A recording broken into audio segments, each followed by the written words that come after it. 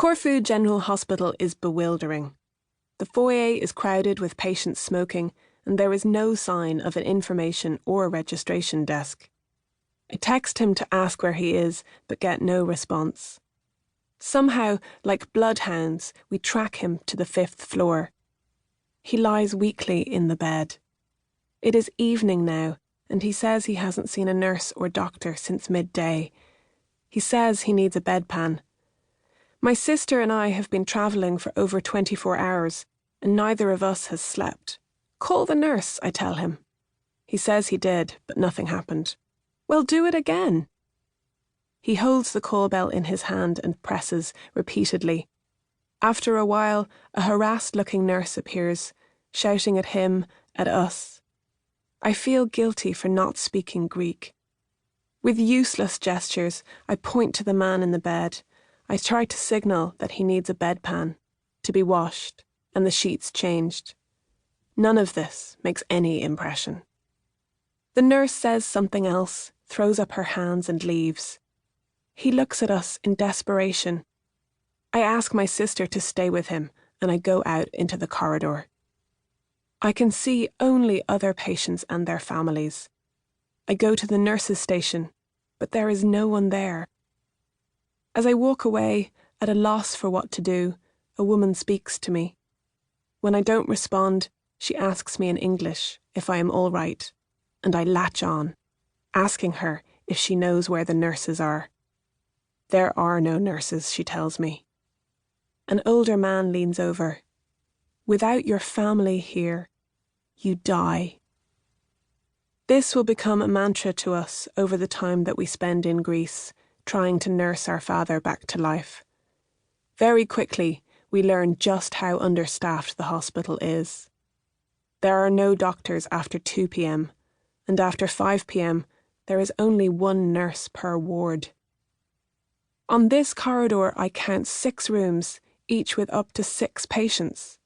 The nurse is barely able to cover the basic medical needs of all these people, and she does not have time to deal with incontinence. We also learn that this floor, officially for patients requiring internal medicine, is dubbed the dying ward. The English-speaking local tells me that I must take care of my father. She explains gently where to buy incontinence pads and wipes and paper towels. I barely take this in, but go back into the private room my father's crisis status has secured him, and explain to my sister the state of play. She looks at me in disbelief.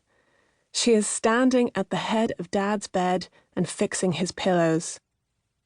I realise that I have barely spoken to him, though I have travelled across Europe to be here. You're alive anyway, I say. He nods. He looks very small in the bed, small and lost. I decide that this can't be the way it is. There must be someone in authority somewhere in this hospital. I go back into the corridor and ask the sympathetic woman if she will help me to find a doctor. She talks quickly with her family and then walks off down the corridor, with me following. We take a lift to another floor, but there are no doctors there. We get back in the lift and try again. We do this over and over, down and down, until we're in the basement, searching its corridors. Eventually, we find the blood donation clinic with its attending medic. My new friend ushers me in, then waves goodbye. On the far side of the room, a man is lying on a couch, his sleeve rolled up and his arm attached to an IV. He is giving blood, and the clinic attendant seems to think I am there to donate too. Seeing my surprise, the doctor explains to me that there is a national blood shortage in Greece, and it is law that patients' families give blood. I think of my sister 5 floors above, wondering where I am. I shake my head, but the words won't come. I can't seem to explain in any language that we are both anemic and unable to give blood.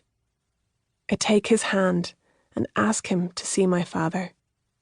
I tell him that I don't understand, that my father is alone in a room and there are no doctors. I tell him That we just need someone to explain it all, though what I really want is someone to tell me what to do. The jolt of adrenaline which propelled me this far has suddenly gone, and all I feel is empty. I just keep standing there, asking the doctor to come to see my father. Extremely reluctantly, he says something to the woman at the desk and leaves the clinic. We take the lift back up to the 5th floor, retracing my route past the doleful visitors and into the room.